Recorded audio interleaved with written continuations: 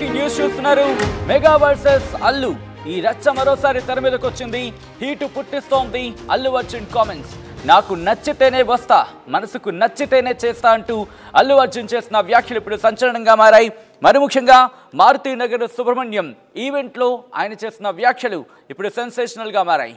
ఎన్నికల టైంలో వచ్చిన విమర్శలకు గట్టిగానే కౌంటర్ ఇచ్చారు అల్లు అర్జున్ అంటూ కూడా సోషల్ మీడియాలో చర్చ జరుగుతోంది. అల్లు అర్జున్ పై మండిపడుతున్నారు మెగా ఫ్యాన్స్. సోషల్ మీడియాలో ఇప్పుడు అల్లు వర్సెస్ మెగా రచ్చ జోరు మీద ఉంది. చిరంజీవి పుట్టినరోజు సందర్భంగా అల్లు అర్జున్ ట్వీట్ చేశారు. అయితే అల్లు అర్జున్ ట్వీట్ పై ఇంతవరకు స్పందించలేదు మెగాస్టార్. ఈ నేపథ్యంలో నిన్న మారుతినగర్ సుబ్రహ్మణ్యం ఈవెంట్లో అల్లు అర్జున్ చేసిన సెన్సేషనల్ కామెంట్స్ ఏంటి ఇప్పుడు చూద్దాం.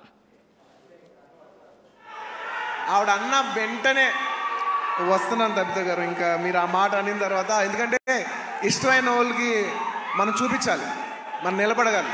యూనో మన ఫ్రెండ్ అనుకో, ఇంకోళ్ళు అనుకో, మనకు కావాల్సిన వాళ్ళు అనుకో, నాకు ఇష్టమైతే నేను వస్తా, నా మనసుకు నచ్చితే నేను వస్తా.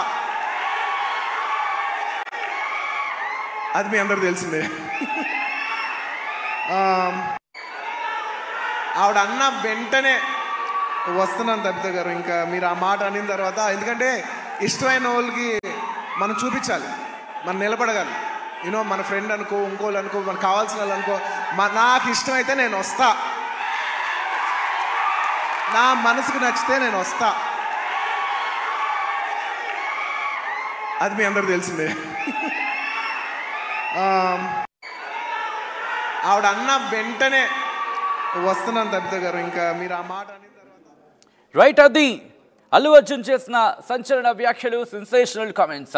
ఇంట్రెస్టింగ్గా అయితే ఒక్కసారి గతంలోకి వెళ్ళే ప్రయత్నం చేద్దాం. ఎందుకు ఇప్పుడు ప్రస్తుతం ఈ చర్చ జోరందుకుందంటే కనుక, గతంలో అంటే ఎన్నికలకు ముందు నంద్యాల వెళ్లారు అల్లు అర్జున్. అక్కడ శిల్పారవికి మద్దతుగా ప్రచారం నిర్వహించారు. సో ఇదే ప్రస్తుతం అదిగో విజువల్ మీరు చూస్తున్నారు. శిల్పారవి కోసం అల్లు అర్జున్ ప్రచారానికి వెళ్ళిన ఆ సందర్భం, ఆ నేపథ్యం. అయితే ఇటు వైసీపీకి మద్దతుగా ఆయన వెళ్లారంటూ కూడా చర్చ జోరందుకుంది. కూటమికి సంబంధించి కూటమికి ఆయన మద్దతుగా రాలేదు, శిల్పారవికి మద్దతుగా వైసీపీకి మద్దతుగా ఆయన ప్రచారం నిర్వహించారు అంటూ కూడా సోషల్ మీడియాలో పెద్ద ఎత్తున చర్చ జరిగింది. అదే రచ్చకు దారితీసింది. ఆ విజువల్ మీరు చూస్తున్నారు. ఒక్కసారి ఆ రోజు విజువల్ని చూద్దాం, ఆ తర్వాత ఇన్ డీటెయిల్గా మళ్ళీ మాట్లాడుకుందాం.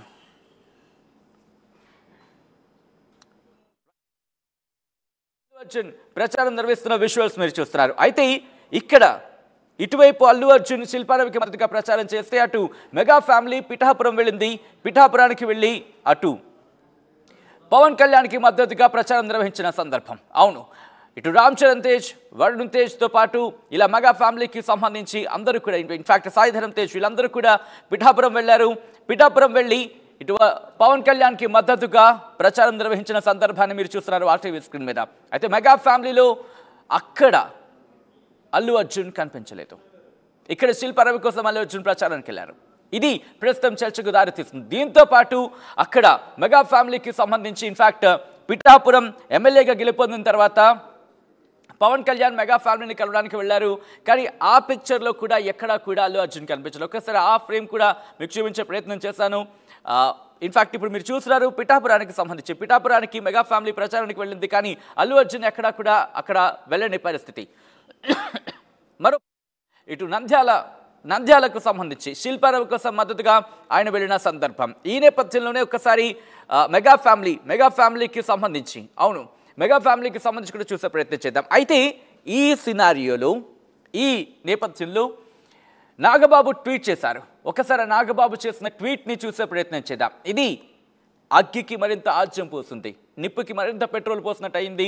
మాతో ఉంటూ ప్రత్యర్థులకి పనిచేసేవాడు మావాడైనా పరాయివాడి, మాతో నిలబడేవాడు పరాయివాడైనా మావాడి అంటూ కూడా నాగబాబు సోషల్ మీడియా ఎక్స్లో ఆయన చేసిన పోస్ట్ అప్పుడు సంచలనంగా మారింది. ఎస్, మాతో ఉంటూ ప్రత్యర్థులకి పనిచేసేవాడు మావాడైనా పరాయివాడి, మాతో నిలబడేవాడు పరాయివాడైనా మావాడి అంటూ కూడా ఎన్నికలకు 13వ తారీఖు సంబంధించి 13వ తారీఖున ఆయన చేసిన ట్వీట్ సంచలనంగా మారింది. ఎన్నికలప్పుడు నాగబాబు చేసిన ట్వీట్ ఇది అల్లు అర్జున్ ఉద్దేశించింది అంటూ కూడా సోషల్ మీడియాలో పెద్ద ఎత్తున చర్చ జరిగింది. ఇది మరింత ఆజ్యం పోసింది ఈ అంశానికి సంబంధించి. ఆ తర్వాత ఏం జరిగిందంటే నాగబాబు తన ట్విట్టర్ అకౌంట్ని, అంటే ఇప్పుడు సోషల్ మీడియా ఎక్స్ అంటున్నాం, సో ఎక్స్ అకౌంట్ని ఆయన డిలీట్ చేసేశారు.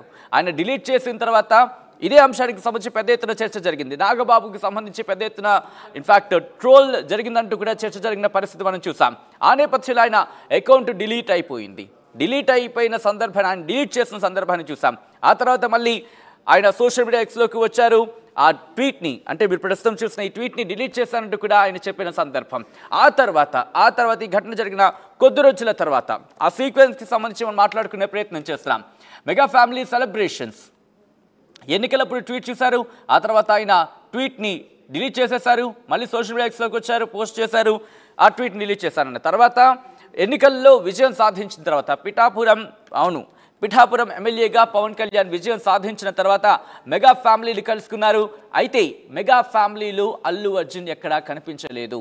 ఇది మరొక ఇంట్రెస్టింగ్ డిస్కషన్కి దారితీస్తుంది. మెగా ఫ్యామిలీకి సంబంధించి ఆ రోజు ఆయన పిఠాపురం ఎమ్మెల్యేగా గెలుపొందిన తర్వాత మెగాస్టార్ చిరంజీవిని కలిశారు. దాంతోపాటు అక్కడ నాగబాబుని ఫ్రేమ్లో చూడొచ్చు, సాయిధరం తేజ్, వీళ్ళందరూ కూడా ఫ్రేమ్లో మనకు కనిపిస్తున్నారు. ఇన్ఫాక్ట్ మెగా ఫ్యామిలీ అంతా కూడా దాదాపుగా మనకు కనిపిస్తుంది. రామ్ చరణ్ తేజ్తో పాటు అందరూ కూడా ఆ రోజు ఫ్రేమ్లో కనిపించారు. కానీ అక్కడ అల్లు అర్జున్ కానీ లేకపోతే అల్లు అరవింద్ కానీ వీళ్ళెవరూ కనిపించని సినారియో. ఇది కూడా మరో చర్చకు దారితీస్తుంది.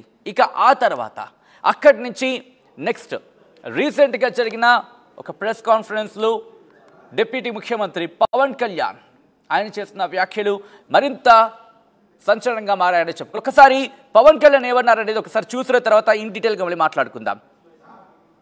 My first awareness in the forest was Kannada Kantirova Sri Rajkumarji's Gandhada Gudi. So Gandhada Gudi is all about protecting a forest, how a DFO forest officer safeguards the forest and from smuggling. So in fact, I was sharing with my colleagues the other day in Aranya Bhavan. I was sharing how the culture transformed.